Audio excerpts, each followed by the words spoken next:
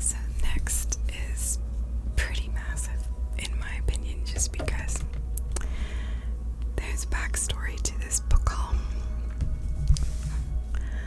So, I had a meeting with my advisor 2 weeks ago, and he told me, because I was waiting for a lot of courses to transfer, so he told me that there were many that transferred. There were still a few that didn't, that I have to talk to the English department chair to help work out, but my French 1 and French 2 courses from 1998 have transferred successfully, but for an English language and literature degree, I have to have French 3.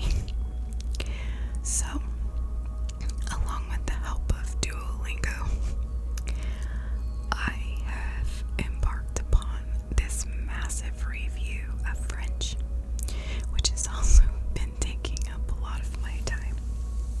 So I decided to buy one book.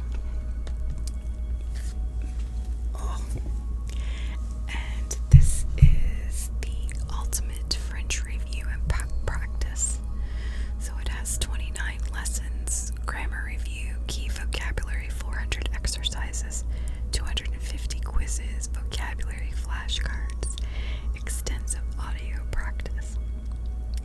It's a total grammar study program, improve communication skills through grammar mastery, practice with more than 650 contextual exercises and quizzes, build your skills with grammar quizzes and audio review via app.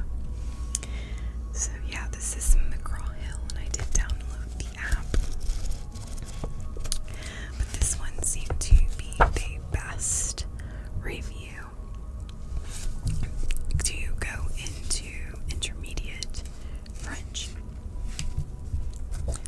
So, yeah. So, yeah. It's pretty boring, no pictures or anything, but this is a review. This is meant to transition into intermediate. Alright. So, the first one, they still have these sticky things on them.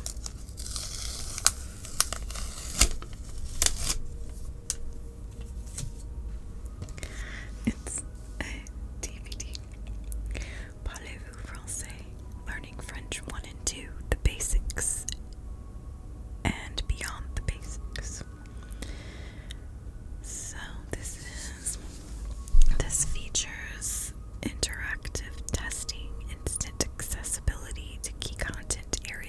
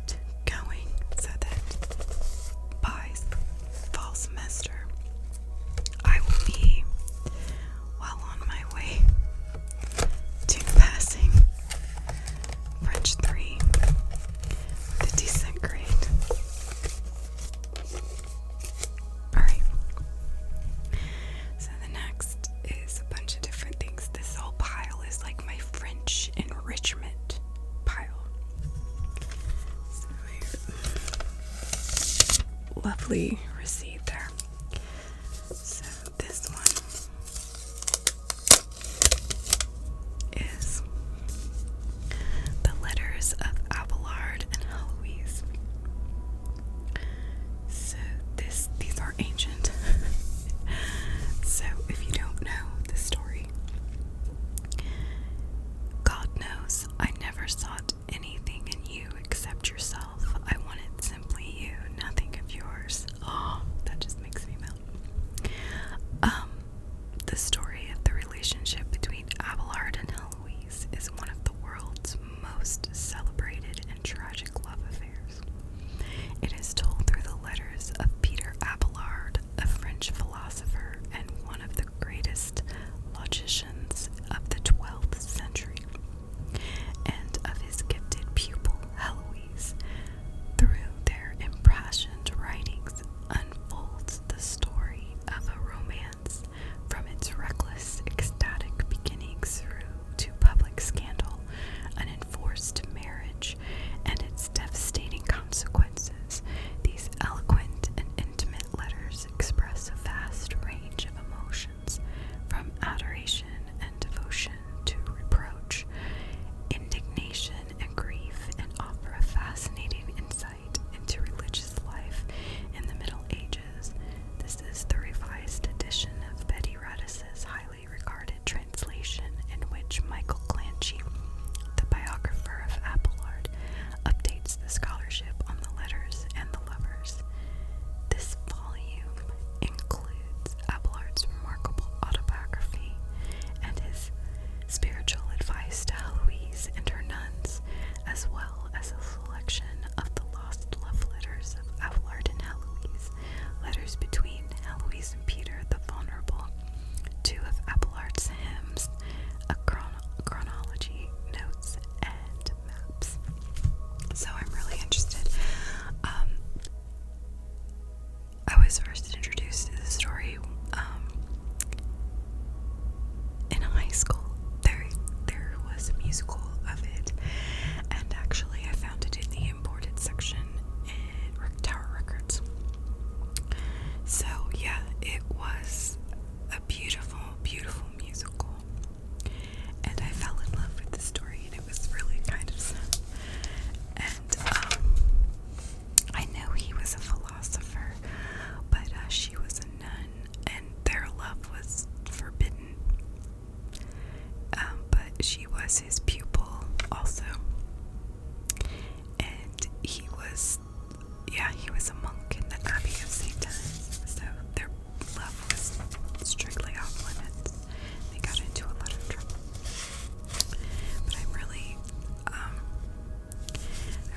interested in the story and how this played out, the whole story. So yeah, French philosopher. So part of my French enrichment. Here's the next one. This is Flirting with French, How a Language Charmed Me, Seduced Me, and Nearly Broke My Heart.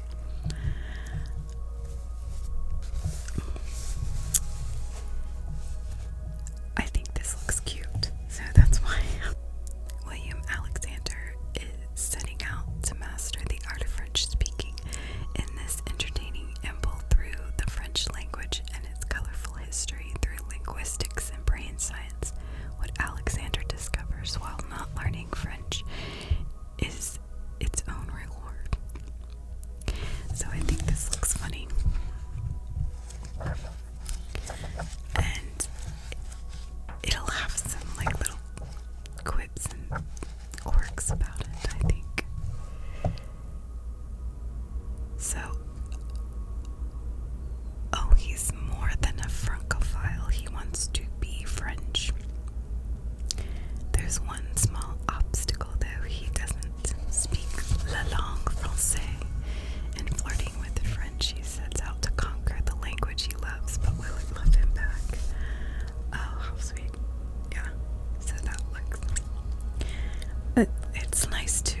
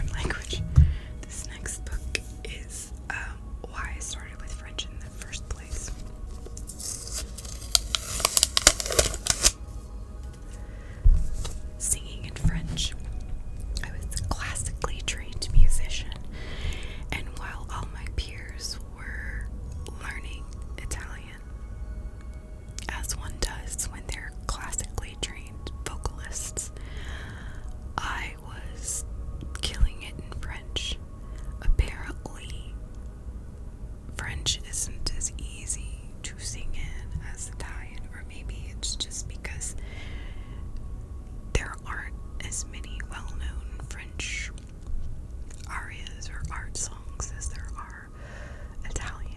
Maybe we're just saturated with Italian. I don't know, but I didn't want to sing in Italian. I wanted to sing in French. And actually, it all started when I discovered Les Miserables. And I was so obsessed with that musical that I wanted to hear it in just about every language. So one of the first other languages I heard it in was French, the original French album, and I fell in love with it. And thus wanting to sing in French all the time when I started taking voice lessons, I got a book of art songs and I wanted to sing on the French songs. I did have to sing a lot in Italian though, and one in German, but I really, really love singing in French. I can pronounce words better singing them in French than I can just speaking them. So this is a complete guide to achieving the utmost clarity, accuracy, and expressiveness in the singing of French. It is the only book that correlates the singing process, the musical and interpretive considerations of the French vocal repertoire, and the formation and modifications of phonetic sounds, with extensive musical examples throughout, exercises for testing proficiency, and a catalog of musical selections. Thomas Grubb provides anyone who wants to sing in French with a well-rounded, thorough study of the important aspects of French and phonetics. So I got this because I thought it would be helpful with pronunciation, because I'm really out of practice. So there's some from Faust. Interpretation. I used to have to interpret and translate songs. Toujours. Phonetic changes due to liaison. Yeah. 9 years. Sang peu, impure blood. Les agnes, the angels. 10 ans, 10 years. So that's why I want to remember all my pronunciations, and I did have to take a diction class also. All my pronunciations and diction that I've forgotten. And last but never least, my favorite musical in the whole wide world. And I'm surprised they had this at my library. I'm pretty sure I used to have this in hardback form a long time ago in a galaxy far, far away. Aspects of Love. This was a Andrew Lloyd Webber musical based on the book by David Garnett, which I did read. I was wondering if there was a French translation out there somewhere, and I was looking for it, but I could not find it. I have read the English version, but this musical takes place in Paris, and that's Michael Ball, who I had a huge crush on. So that is why I love the musical so much, because I had a huge crush on that dude. So this is all the songs. Oh, this is revised with 2 songs. Love Changes Everything is the first song. And I think that's the most popular song. Love changes everything. Heads and faces, earth and sky. You can't hear my singing voice when I whisper it. Parlez-vous français? Sing is believing. So this is all the lyrics. And I like this because the background, this is layered on top of the original text from the novel. So at